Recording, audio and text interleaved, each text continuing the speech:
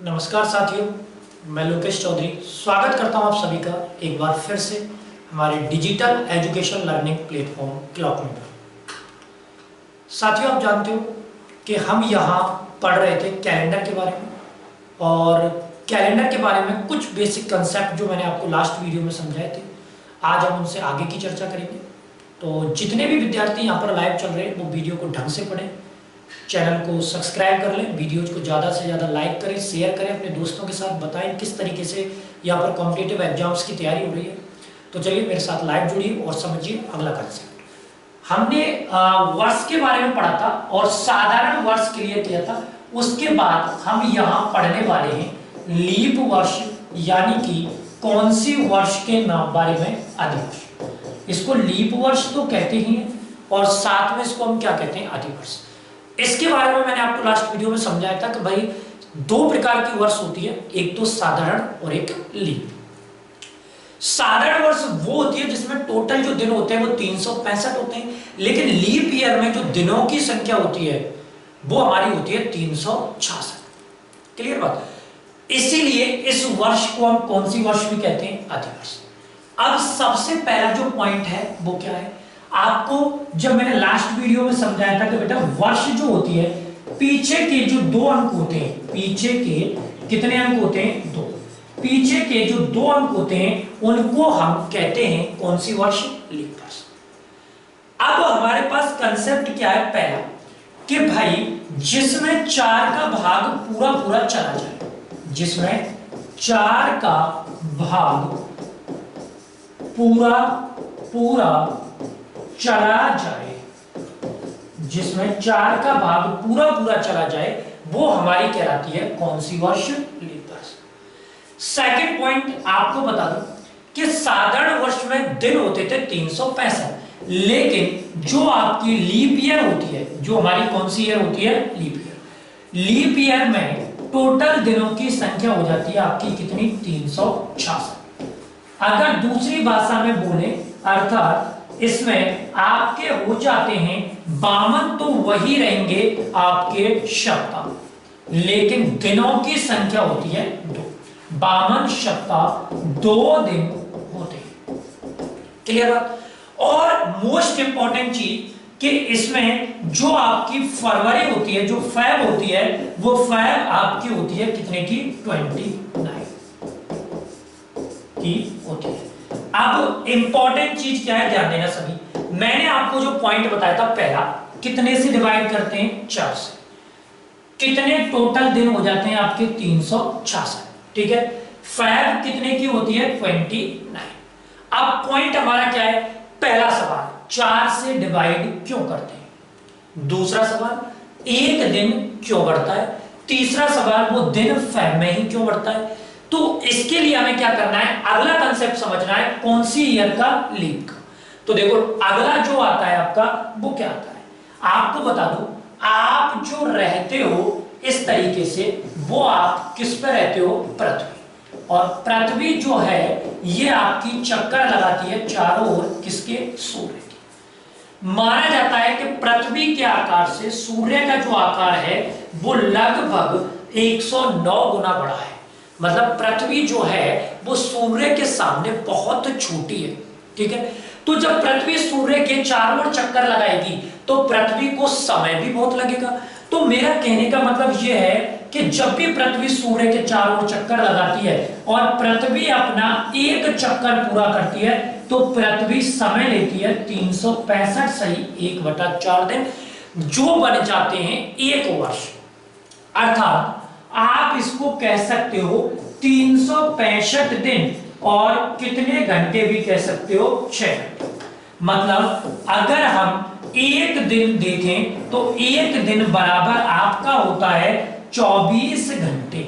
अगर 24 घंटे का 1/4 भाग आप फैलाते हो तो आपके घंटे बन जाते हैं कितने, 6। क्लियर बात। इसीलिए इसको हम 365 से 1/4 तो बोलेंगे, लेकिन साथ में 365 डेज और 6 आवर भी बोल सकते हैं। और एक चक्कर बराबर इक्वल किसके होगी, ये 1 वर्ष के। अब देखिए पृथ्वी जो है यहां से अपना स्टार्ट करती है कौन सा चक्कर, दूसरा।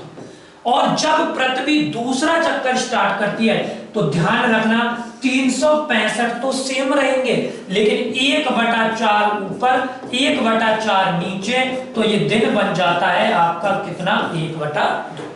तो सेकंड ऑप्शन ये रहता है 365 सही 1/2 दिन।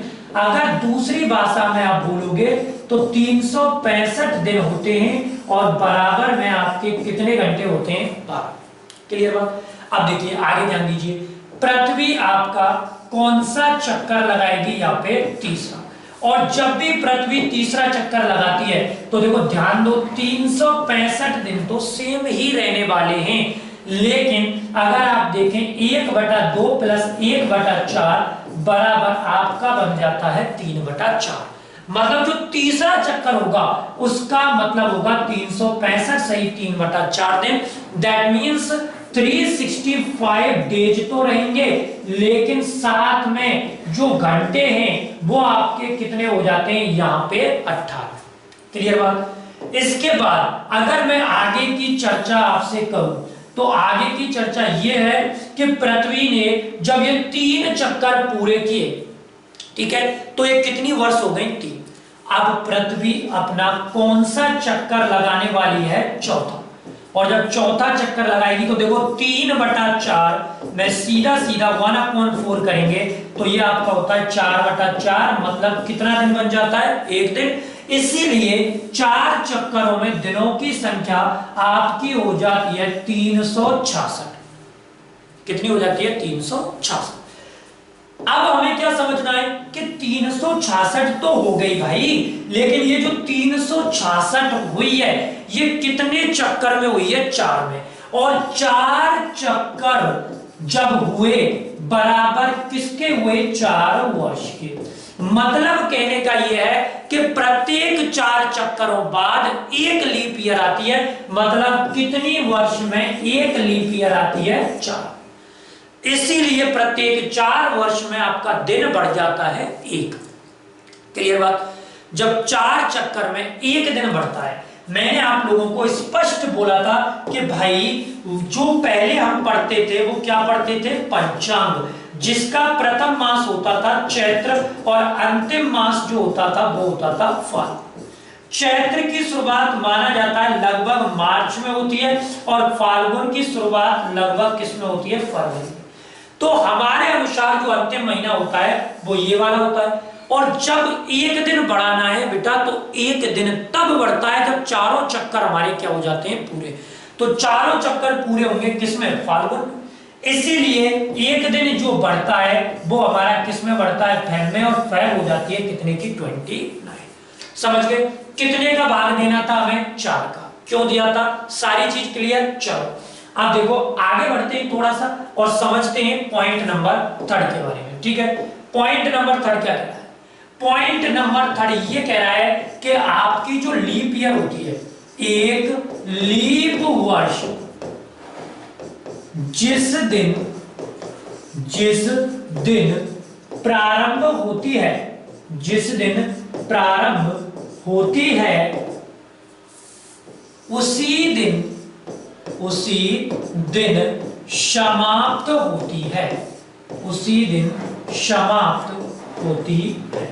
समझ की बात। मतलब कहने का यह है कि लीप वर्ष जो है वो जिस दिन प्रारंभ होगी ये उसी दिन आपकी क्या होगी, समाप्त होगी। क्या, बिल्कुल नहीं होगी।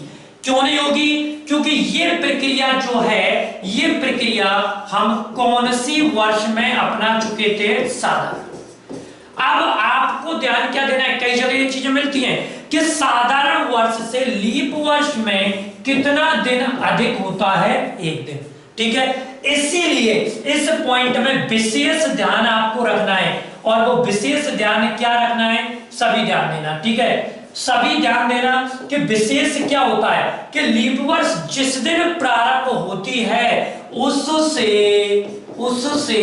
अगले दिन समाप्त होती है, उससे अगले दिन क्या होती है, समाप्त। मतलब अगर ये सोमवार को प्रारंभ हो रही है तो ये खत्म होगी कब? मंगलवार। क्यों? क्योंकि इसमें एक दिन आपका बढ़ जाता है। क्लियर? फॉर एग्जाम्पल, अगर मैं एग्जाम्पल के माध्यम से आपको समझाऊं, जैसे मैंने दिया कि यदि 1 जनवरी 2020 को, ध्यान देना कौन सी वर्ष की बात कर रहे हैं? लीप वर्ष। तो यहां पर मैंने आपको दिया कि 1 जनवरी 2020 को मान लो आपका वार है, कोई सा हमने लगाया जैसे बुधवार। कौन सा वार है? बुधवार। बुधवार, गुरुवार, शुक्रवार, कुछ भी अपन मान सकते हैं, ठीक है ना? बुधवार है मान लो। वैसे ओरिजिनलिटी में वार आपका आएगा 1, 21, 27 और 5, 32 बुधवार है। तो 31 दिसंबर 2020 को वार है, यह आपको बताना है। अब सबसे इंपॉर्टेंट फैक्ट क्या है समझना। मैंने आपको बोला था कि लास्ट 2 डिजिट तो हैं वो हमारी वर्ष कहलाती है। और वर्ष का फैसला कैसे होता है? वर्ष का फैसला होता है जब उसमें 4 का भाग पूरा पूरा चला जाए। क्या यहां 20 4 से पूरी तरह भाजित है? बिल्कुल भाजित है। मतलब ये जो वर्ष है ये आपकी कौन सी वर्ष दे रखी है? लीप वर्ष। अब हमें क्या करना है? अगर ये लीप वर्ष है तो यहां 1 जनवरी दे रखी है और यहां 31 दिसंबर, मतलब प्रारंभ और एंडिंग डेट। तो जिस दिन प्रारंभ होगी, ध्यान देना, उससे कौन से दिन समाप्त होगी? अगले दिन। अब ये प्रारंभ कब हो रही है? बुधवार। तो बेटा ये समाप्त आपकी होगी कब? गुरुवार। नोट कर लेना, एक एक पॉइंट को नोट कर लेना। अब मैं आपको बता रहा हूं यहां पॉइंट नंबर 3 के बारे में, पॉइंट नंबर 4 की बात, ठीक है? देखो पॉइंट नंबर 4 में आपको क्या करना है? पॉइंट नंबर 4 है आपका, मान लीजिए मैंने यहां पे लीप वर्ष लिखा। अब देखो मैंने आपको पिछली जो वर्ष बताई थी वो साधारण वर्ष बताई थी, और साधारण वर्ष मैंने क्लियरली बोला था कि साधारण वर्ष से आगे जाना है तो +1 और पीछे आना है तो क्या करना है? -1। लेकिन साधारण वर्ष से लीप वर्ष में कितना दिन अधिक होता है? एक दिन अधिक होता है। इसीलिए अगर इस एक दिन को यहां पे ऐड कर दें तो दिनों की संख्या कितनी बन जाएगी? 2। तो कहने का मतलब क्या है कि लीप वर्ष से अगर आगे जाना है तो +2 और अगर पीछे आना है तो आपको करना है -2। लेकिन इसमें एक छोटा सा कंफ्यूजन है। क्या? हमें +-2 तो करना है, लेकिन +-2 आपको केवल तब करना है जब उसमें लीप वर्ष की क्या शामिल हो? फरवरी। अगर फरवरी शामिल नहीं है तो आपको करना पड़ेगा +- कितना? 1। क्यों करना पड़ेगा? क्योंकि जो आपका एक दिन बढ़ता है वो कौन से मंथ में बढ़ता है? फेब में। अगर ये शामिल है तभी तो 2 करेंगे। अब जिसकी वजह से एक दिन बढ़ रहा है, अगर वही शामिल नहीं है तो हम 2 क्यों करेंगे? फिर तो हमें कितना करना पड़ेगा? 1। तो क्या ध्यान रखेंगे इस पॉइंट में? इसमें नॉर्मल सा पॉइंट आपको ध्यान रखना है और ज्यादा कुछ ध्यान रखने की जरूरत नहीं है। क्या ध्यान रखना है? देखो मैं लिखा देता हूं इस चीज को कि ये जो पॉइंट मैंने आपको बताया है कैसे कि लीप वर्ष से अगर आपको आगे जाना है, कहां जाना है? आगे जाना है तो करते हैं +2, और अगर पीछे आना है आपको कहां आना है? पीछे आना है तो आप करोगे -2। लेकिन ऐसा तब करेंगे जब उसमें लीप वर्ष की फरवरी शामिल हो। लेकिन ऐसा कब करेंगे? जब उसमें लीप वर्ष की फरवरी शामिल हो। मतलब लीप ईयर से अगर नेक्स्ट ईयर में जाना है तो +2 और अगर बैक ईयर में आना है तो -2। लेकिन ऐसा तब करेंगे जब उसमें लीप वर्ष की क्या शामिल हो? फरवरी। अगर मान लीजिए यदि फरवरी शामिल नहीं हो रही है, यदि फरवरी शामिल नहीं हो रही है, शामिल ना हो तो आपको +- करना पड़ेगा 1। क्योंकि जिसकी वजह से ये पूरा जो रामायण रची गई है अगर वही शामिल नहीं है तो हम ये कंसेप्ट क्यों निकालेंगे? फिर तो हमें वापस से क्या करना पड़ेगा? Plus minus one. अगर मैं इस पॉइंट को एग्जाम्पल के माध्यम से समझाऊं तो देखो कैसे समझाएंगे कि मान लीजिए मैंने यहां पर आपके लिए दिया लीप वर्ष और इस लीप वर्ष के नीचे मैंने लिखा 1 जनवरी 2020 और यहां आपको लिखा नेक्स्ट ईयर यानी कि अगली वर्ष और अगली वर्ष मैंने लिख दी 1 जनवरी 2021 और यहां प्रीवियस ईयर की अगर मैं बात करूं तो यहां मैंने लिखी पिछली वर्ष यानी कि प्रीवियस ईयर 1 जनवरी 2019। अब सभी को ध्यान क्या रखना है? मान लीजिए यहां पे आपका जो वार दे रखा है वो बुधवार दे रखा है, ठीक है? तो अब हमें क्या करना है? यहां से आगे बढ़ना है और यहां से कहां आना है? पीछे। अब मैंने आपको सबसे पहले कंसेप्ट समझाया था, यहां पे क्या लिखा हुआ है? 20 और 20 को अगर 4 से डिवाइड करेंगे तो पूरी तरह से जा रहा है भाग, तो मतलब ये आपकी कौन सी ईयर हो गई? लीप वर्ष।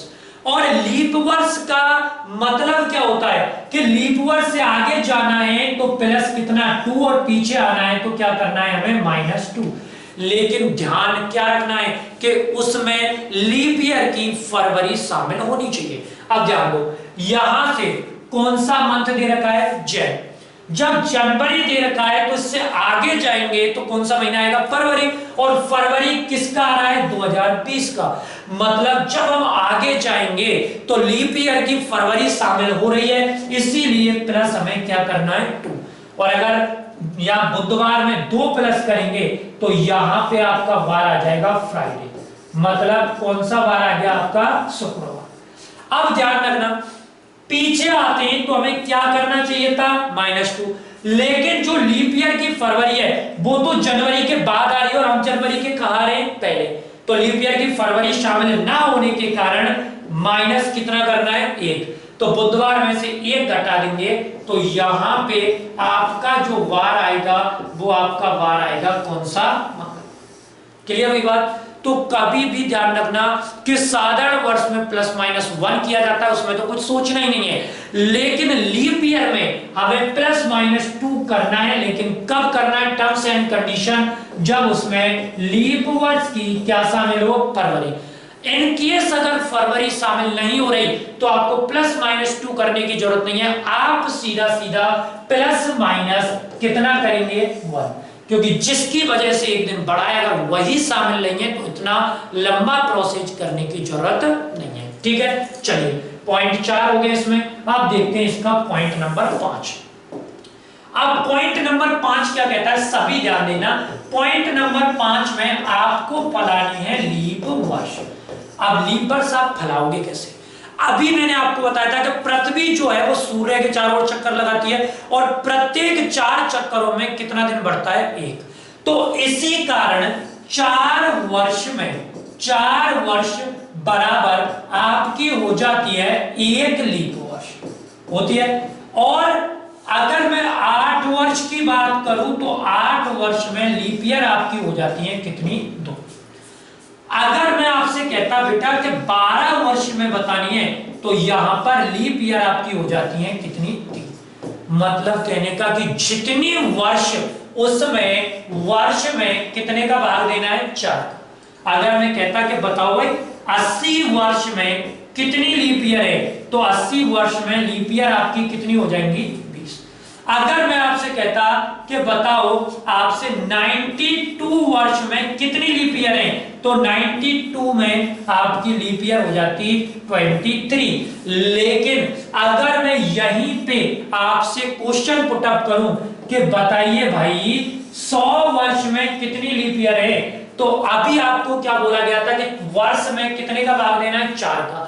अगर 100 में 4 का भाग देते तो 25 बार जाता, लेकिन 100 वर्षों में लीप ईयर जो होती है वो होती है आपकी 24। तो ये कंसेप्ट थोड़ा सा समझ से परे हो गया। क्यों? क्योंकि पहले सिखाया गया कि वर्ष में 4 का भाग दो, फिर बोला गया कि 100 में 24 है, 1 गायब क्यों हुई? चलो कुछ हद तक हमने मान लिया कि 100 में 24 है, ये तो अपन एक्सेप्ट कर लेते हैं। तो इस हिसाब से 200 वर्ष में जो लीप ईयर होंगी वो आपकी कितनी होंगी 48। और इस हिसाब से अगर 300 वर्ष में लीप ईयर की बात करें तो वो आपकी होंगी 72। चलो किसके हिसाब से माना है हमने 100 के हिसाब से। अगर इसी प्रक्रिया को आगे बढ़ाएं तो 400 वर्ष जो आपकी होती हैं उनमें लीप ईयर कितनी होनी चाहिए 96, लेकिन 96 नहीं होती, यहां पे लीप ईयर आपकी होती है 97। अब सवाल ये उठता है कि ऐसा धोखा हमारे साथ क्यों होता है। तो देखो आपको इस कंसेप्ट को मैं पूरा क्लियर कर देता हूं, उससे पहले इसका स्क्रीनशॉट लेते चलो जल्दी से, और वीडियो को लाइक करते चलना भाई, ठीक है। चलो देखो मैंने आपको बताया था कि 100 बराबर कितनी होती है 24। मैंने आपको बताया 200 बराबर होती है 48। मैंने आपको बताया 300 बराबर होती है 72। और मैंने आपको बताया 400 बराबर होती है 96 प्लस 1 बराबर 97। अब ये जो एक है ये कहां से माता बख्शी कर रही है, तो मैंने वेरी क्लियरली आपको फर्स्ट वीडियो में समझाया था कि भाई ये इस कंसेप्ट में बहुत बड़ा गेम होता है। पढ़ता तो हर कोई है लेकिन समझेंगे कैसे। देखो मैंने आपको बताया था 2021। अब इसमें मैंने आपको एक कंसेप्ट बताया था कि भाई पीछे के 2 अंक जो होते हैं ये तो हमारे क्या कहलाते हैं वर्ष, और प्रथम जो 2 अंक होते हैं ये हमारी कहलाती है शताब्दी यानी कि सेंचुरी। यहां 20 का मतलब होता है 2000 से, क्योंकि अगर 21 को हटा दे तो 2000 बचेगा, तो ये हमारी पूरी सेंचुरी और ये हमारी क्या हो गई वर्ष। अगर शताब्दी और सेंचुरी और वर्ष को मिला दें तो ये हमारी बन जाती है सन, जिसको लोकल लैंग्वेज में आजकल बोला जाता है ईस्वी। अब ध्यान देना, देखो 2000 जो है ये सेंचुरी है, वर्ष एक तो आपकी होती है वर्ष और एक आपकी क्या होती है शताब्दी।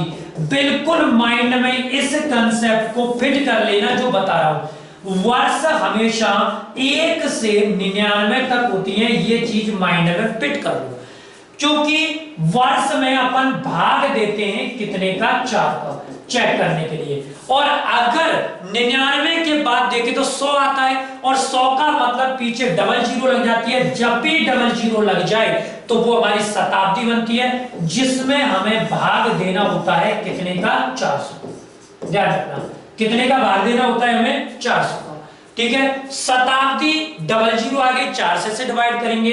वर्ष 1 से 99 तक होती है। क्यों होती है इसके पीछे का रीजन देखो, जैसे मैंने आपको लिखाया 2001, तो इससे पहले हमारा क्या आया था 2000। अब ये 2000 जो है ये तो पूरी की पूरी हमारी क्या बन गई सेंचुरी, ये बन गई ना 2000। अब 2000 के बाद 2001 आया तो इसी को तो वर्ष बोलेंगे, क्योंकि जीरो वर्ष तो होती नहीं है।